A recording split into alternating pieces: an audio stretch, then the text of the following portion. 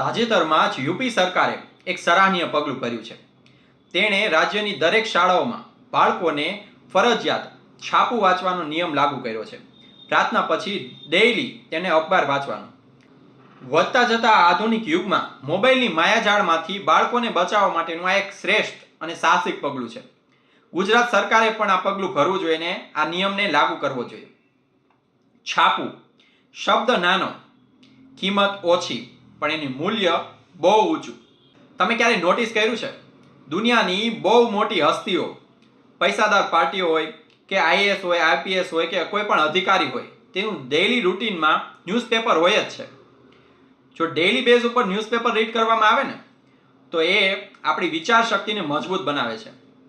ન્યૂઝપેપરમાં ખૂબ સારા આર્ટિકલ્સ હોય છે જેને કારણે તમને નવું શીખવા અને જાણવા મળે છે. તેમાં દરેક જનરેશનને આવરી લેવામાં આવે છે. હું તો કહું છું દરેક વ્યક્તિએ પોતાના ડેઇલી રૂટીનમાં અખબારને સ્થાન આપવું જોઈએ. જો તમે ડેઇલી બેઝ ઉપર અખબાર વાંચશો ને તો તમારી લાઈફસ્ટાઈલ તમે સારી એવી વિકસિત કરી શકશો. અને જો તમે વાંચતા હશો ને તો તમારા બાળકોને તમે પ્રેરણા આપી શકશો અને કાલે એ પણ તે ન્યૂઝપેપર વાંચીને તેના ફ્યુચરને બ્રાઇટ કરી શકશે. તમારા ઘરે ન્યૂઝપેપર નથી આવતું તો આજે જ બંધાવો. ના માત્ર તમારા માટે પણ તમારા બાળકના ફ્યુચર માટે.